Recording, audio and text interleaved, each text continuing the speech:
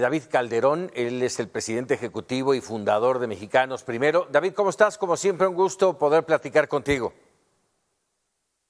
Muchas gracias, Paco. Encantado de estar en tu espacio y con tu auditorio. Muchísimas gracias. Bueno, terminó ya la primera semana de clases a distancia a través de la televisión, las clases 2021. ¿Cómo evaluar esta primera semana? Pues mira, Paco, esta primera semana muestra las dificultades que tenemos por delante y pues ciertamente grandes espacios para la mejora. En primer lugar, no se pudo expresar claramente, no llegó el mensaje a todas las familias que estas 3 semanas son de repaso. Es justamente este periodo el que hay que dedicar para que las familias vuelvan a entrar en contacto con los maestros de la escuela, para que acaben de distribuirse los libros de texto, y por lo mismo la programación no corresponde al grado escolar en el que están inscritos ahora las niñas y los niños, sino al grado escolar anterior. Me explico. Sí. Quien está en primero de secundaria le corresponde ver estos programas, pero lo que va a ver en la pantalla en realidad son contenidos todavía de sexto de primaria. Esa confusión ha traído mucho desajuste, falta de claridad, y bueno, estamos como así en la escuela física, hay salones sin maestro o sin grupo, o grupo sin maestro, o maestro sin grupo. Así nos encontramos todavía en bastante confusión con respecto del arranque, y por supuesto es un llamado a la paciencia de las familias y a mayor responsabilidad de parte de las autoridades. Muchos retos, muchas dificultades, ya lo habíamos platicado hace apenas unas semanas en torno a esto, pero no había de otra, era el único camino. Sin duda era el único camino, pero se puede hacer mejor, y es obligación irlo haciendo mejor. Es muy importante que tanto la Secretaría de Educación Pública Federal como las secretarías de los estados implementen toda la estrategia en conjunto. Se le ha dado mucha importancia a la televisión y la tiene como medio de difusión, pero el verdadero aprendizaje es aprender con otros, y entonces el contacto entre maestros y familias es el fundamental. Hay que atajar toda la tentación, la posibilidad, el riesgo del ausentismo. Muchas veces no es comodidad, es sencillamente enfrentarse a no tengo luz, no estoy entendiendo nada, mejor me voy a ganar un poco de dinero. Esta contención que hay que lograr debe involucrar no solo a las autoridades de educación, sino también a las de bienestar, a las de salud, a los DIF municipales.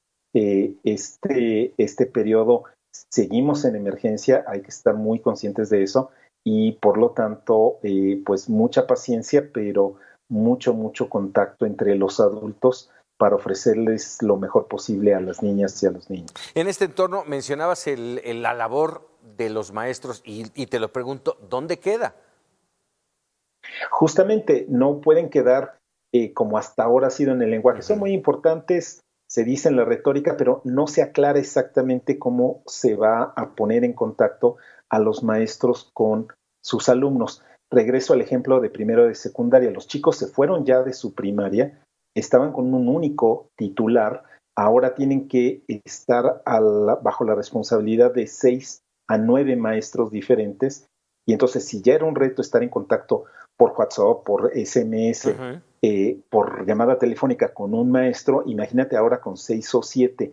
Esta introducción a la secundaria, digamos, toda la inmersión que ocurre en las primeras semanas, la ilusión de ver los compañeros, no puede sustituirse por el aplane que es estar frente a la pantalla.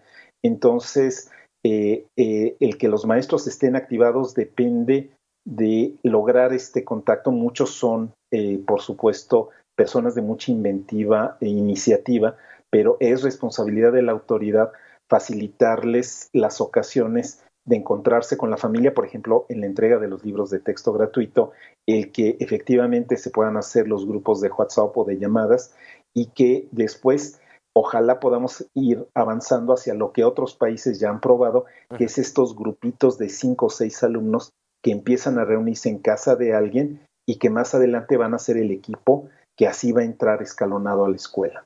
Déjame preguntarte, con todo esto, ya lo habíamos platicado también en su momento, pero ¿esta situación va a ahondar las desigualdades?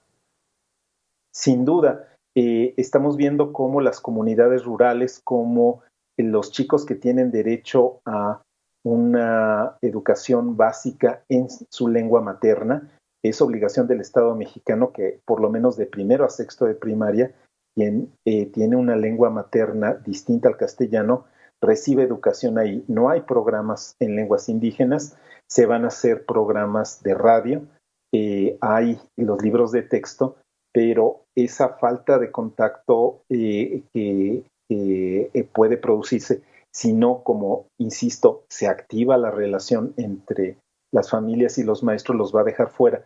Todos los chicos con condiciones de discapacidad, por supuesto, si eres débil visual o tienes problemas auditivos, la televisión ya es todo un reto, pero también todas las condiciones de discapacidad intelectual, los maestros llamados sombra o auxiliares no están en contacto con las familias, están cerrados los centros de atención múltiple, entonces las pocas oportunidades que hay para algunos niños se están volviendo todavía más débiles, tenues o inexistentes. Así es. Eso, comparado también la escuela pública con la privada, los chicos de las escuelas privadas están teniendo 4 o 5 horas de clase todos los días con sus maestros, y sin duda es un empobrecimiento muy grande estar delante de las pantallas, pero están día a día 5 horas con sus maestros. La programación televisiva es 2 horas para primaria, 1 hora para preescolar, 3 horas para secundaria, y después en unos horarios, me regreso al ejemplo de primero de secundaria, empiezan a las 4 de la tarde y el segundo turno, si no agarraste ese, es de 9:30 a 12 de la noche. Totalmente antipedagógico, claro. Y para los chicos que cambian de nivel, pues bastante injusto. Ya, si te parece, David Calderón, si te parece y si nos los permites hablar en unas semanas más de cómo va. Ya en 2 semanas más se inicia prácticamente el ciclo escolar 2021 y podríamos empezar a platicar un poco más a fondo sobre este tema. Muy buenas noches, David.